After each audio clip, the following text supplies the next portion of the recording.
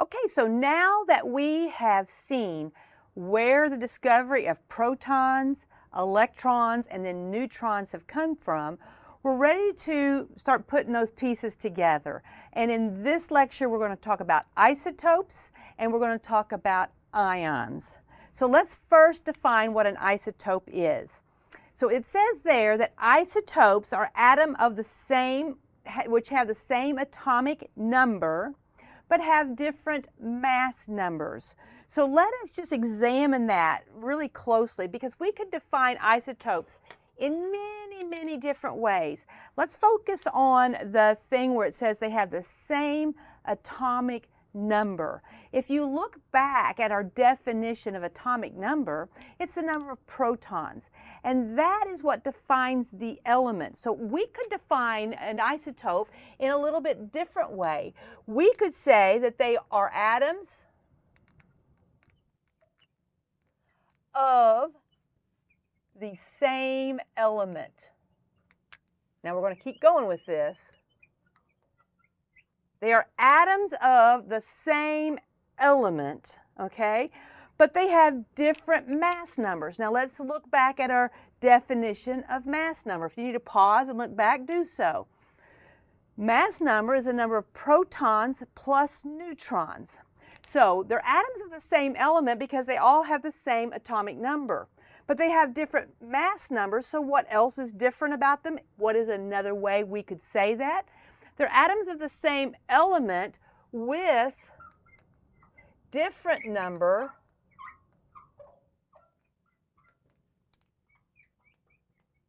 of neutrons. So it is important with this definition and with all of our workings here with chemistry is that we don't just memorize words and say, I've got a definition, I'm going to memorize those words. We have to really understand what those words really mean, so that if I present you with a definition that's on the screen over there, or I give you this definition here, you're understanding at the core what an isotope is.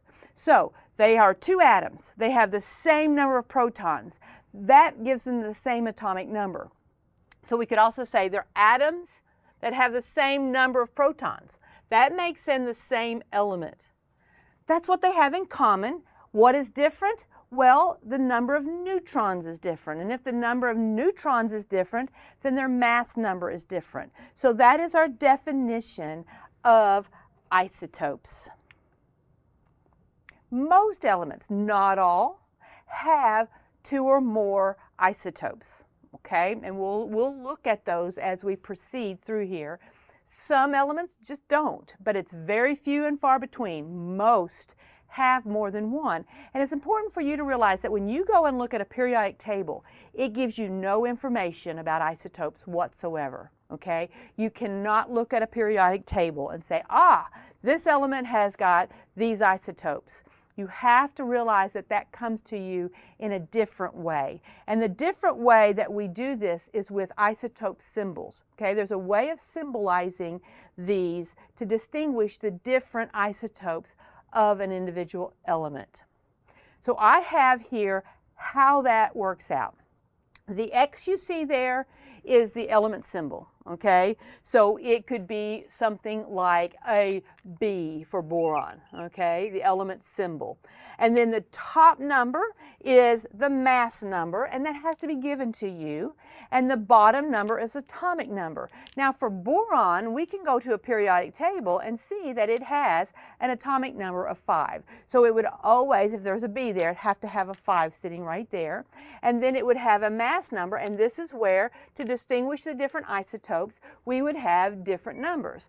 That's the most common isotope of boron. Okay, so that is how you distinguish it. But it's not the only isotope of boron. Can't change that number because B means it has 5 protons, but this is another isotope of boron. So we have a way of distinguishing that. And once again, I cannot go to the periodic table and know these are the isotopes of boron.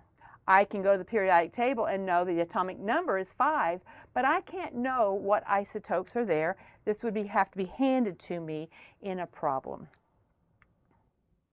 Okay, so I am having you focus in on this isotope right here with the question that you see on your screen. I want you to pick which one of those is correct. Okay, so as you have looked at these, I hope that you chose B for the right answer. And if you did, great. If you didn't, here is why it is B. We know that, we're dealing with this guy here, we know that this gives you the number of protons. So we know it has to be protons of 5. We know that this number is protons plus neutrons. Well, if this number has to be 5, what does this number have to be so it adds up to 11? Well, it has to be a 6, so the neutrons are 6. And then for the electrons, you always zoom in on the fact that if it's an atom, if it's an isotope and there's not giving you any charges, then it always has to have the same number of electrons as it has protons. That will always be the case for an atom, and atoms carry no charge, and so that is the answer for that one. And this is something that you should be able to do if given an isotope symbol. Also, if you're given this information, you should be able to come up with the isotope symbol. So you should be able to go in both directions with regard to that. All right, the question I have about this one, we'll look at it a little bit further, is what do you think? Do you think that that 5 written right here would be necessary to designate that I'm dealing with boron 11? Well, it's not necessary, and it's not uncommon for this isotope symbol to only have the 11. Now, why is it? Why is it that it's not necessary? Because it is the only number that could sit there. And as soon as I go to a periodic table and I see that there's a 5 there, I know that if they had written it, it would be a 5. There's no other choice. The top number, though, if you're going to distinguish an isotope, is essential. You have to be given that. And the last thing I want to say about these isotope symbols is how you say it. This is how you write it. But if I were coming across this symbol as I was reading, and I wanted to read it out loud, the way you would say it or the way you would write it is this way. This is boron-11. So this is designated with the words boron 11. A little more about isotopes here. We're seeing 3 isotopes of hydrogen, and I want you to kind of realize that hydrogen is unique in that as soon as you go and add neutrons, you are doubling the mass, okay? If we look at the 3 isotopes here, the most common isotopes of hydrogen, they get their own names because they're so unique from each other, okay? So the first one, if it's just hydrogen 1, now, how many neutrons does hydrogen 1 have? It's easy to see that 1 up there and say, oh, it has 1 neutron. No, remember, this top number is the protons plus neutrons. Hydrogen already has 1 proton, so it doesn't have any neutrons. Okay, so that's hydrogen 1, and we would just call it hydrogen. Now, if you have 1 proton, it becomes hydrogen 2. And hydrogen 2 gets its own unique name. Hydrogen 2 is called deuterium. Okay? Now, why would it get a unique name? By adding that 1 neutron, you have doubled its mass. And the properties of hydrogen 2 are significantly different than the properties of hydrogen 1 because you have made such a big difference in its mass. This is not true for some other elements, okay? You have uranium, a big heavy atom, and I think there's uranium-235, okay? You add 1 more neutron, 236, it didn't change its mass hardly at all. And it's very similar in all of its properties. But for hydrogen, it's unique. And then if we want to add another neutron to hydrogen, then it becomes hydrogen 3, and its name is tritium. So you'll see those words used in literature if you're reading along about, I don't know where you would read about it, probably in a nuclear reactor situation. Maybe they would talk about heavy water and talk about deuterium. That is where you might see the language. Okay, so now let's talk about ions. With our isotopes, we're really focusing on protons and neutrons. When we get into ions, we're going to be focusing on protons and electrons. Electrons can be gained by an atom or lost by an atom. Electrons can come in and go out.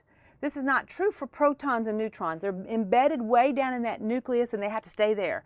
But the electrons are in that big fluffy cloud way outside of the nucleus, and you can pick them off, you can stick extra in, and they become ions when you do that. So let's put our definitions up.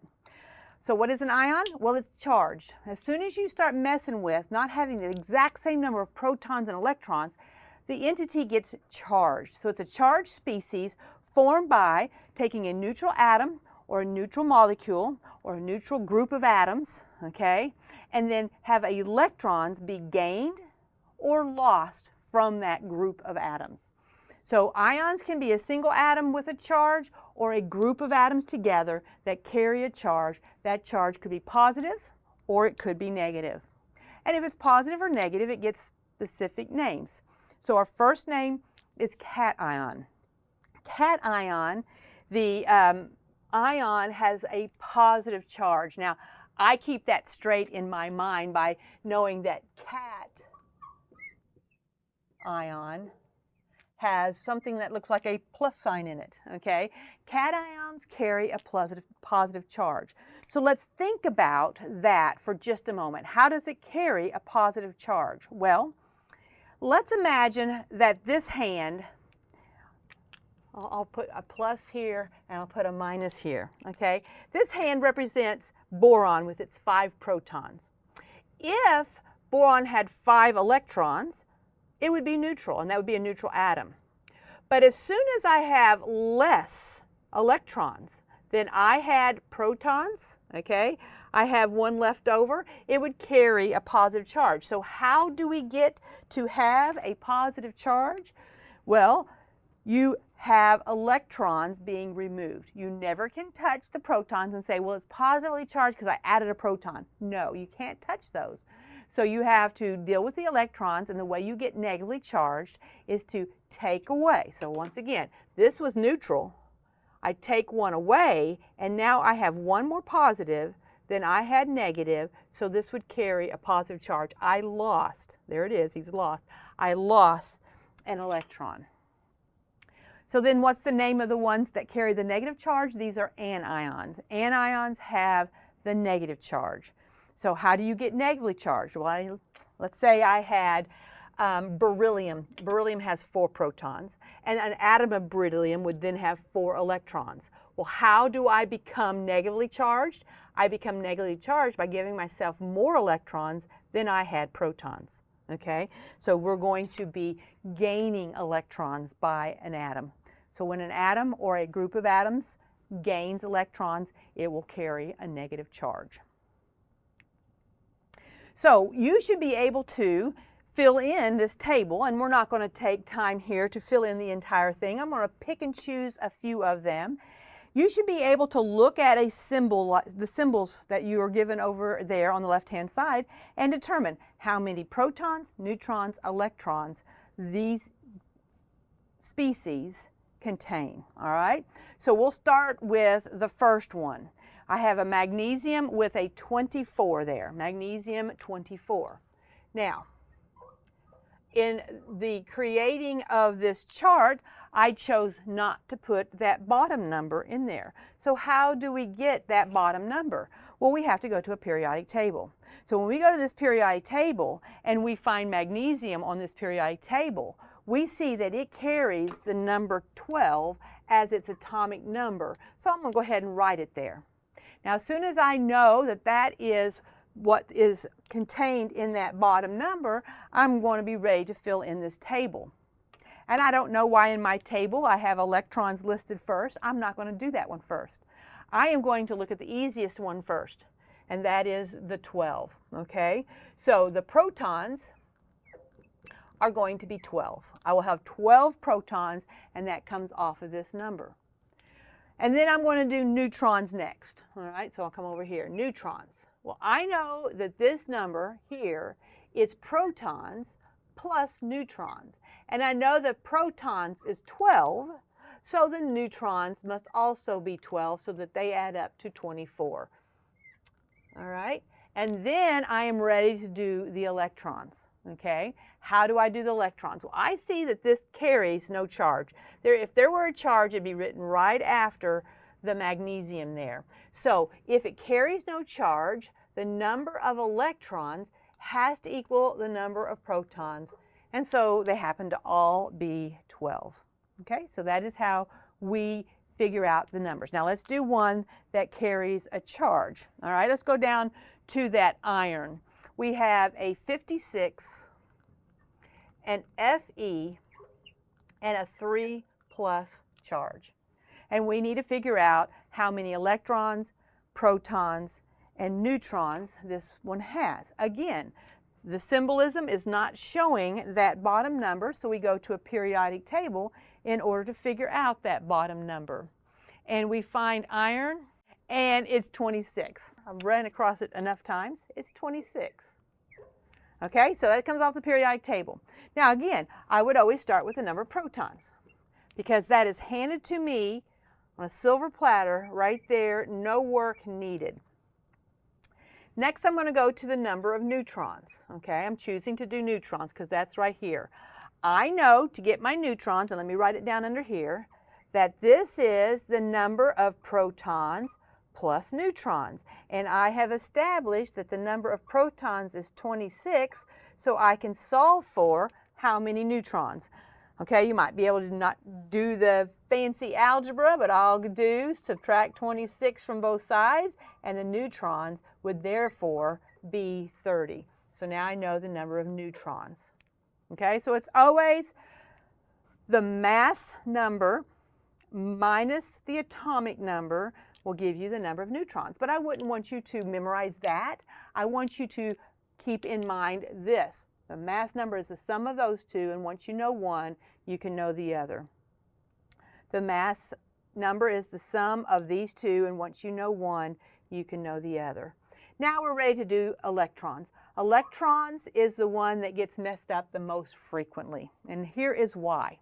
Okay, my students who don't quite have this down yet will look at that 3+ and say, I am supposed to add 3. Okay, they think that this is a mathematical command, add 3, and it's not. Okay, what it is a charge, not a command of what to do. Remember, if these are my protons and these are my electrons, to carry a positive charge, I have to have fewer electrons. So this would be a -1 charge. This would be a -2 charge because I'm sorry, I didn't say it right. I take away my electrons, it's a +1 charge. It is a +2 charge, and now it's a +3 charge. You have to have 3 fewer electrons than protons to carry a positive charge. Fewer electrons, I have more protons, so overall, okay, these are matched up. I have 3 left over. I have a +3 charge. So, having said all that, I know that I have to have a positive charge. I say to myself, to have a positive charge, I have to have more protons. Here's how many protons I have. I have to have more protons than electrons. How many more protons do I have to have than electrons? That charge worth. I have to have 3 more protons than I have electrons. So in other words, I have to have 3 fewer electrons. Okay, so now let's see if that makes sense. If I had 23 electrons, 23 minus charges, and 26 positive charges, I'd have 3 positive charges extra, and that's why we have that +3 charge. Okay, so I've done one that's neutral. I've done one that has a positive charge. Let's see if we can go back to that table and find one. Whoops, not that way. I keep going with the wrong button. My apologies. All right, there we go. Is any of these carry a negative charge? Yes, I see chlorine 35. Okay, so we will work this one right down here in this space. Okay, for chlorine 35 and a negative charge, the first thing we need to do is figure out that bottom number there. So we go again to our periodic table. We find chlorine. It's over there on the right-hand side, and we see that it has an atomic number of 17. So every chlorine atom has a 17 sitting right here. So the first thing I will do is the protons, because that's handed to me from that number. The next thing I will do is the number of neutrons. Okay, neutrons are next. Tell me, how many neutrons does that have? Well, if you said it's whatever 35 minus 17 is, then you are correct. All right, that would be, haven't done that, see if I can do that in my head, 18. Okay, there we go. 18 are, and you can't see that 18, it's hidden. There we go. 18 of the neutrons, okay? Now we're ready to do the electrons. Remember, this is telling you the charge. It's not a command of what to do mathematically.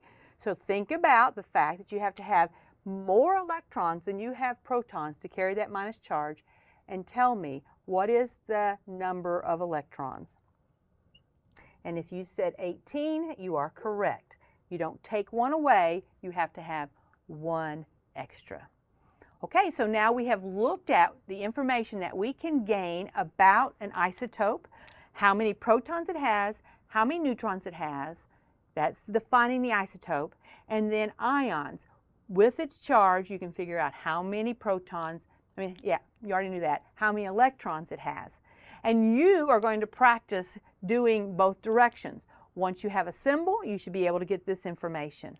But if you had this information, you should also be able to give to me the symbol.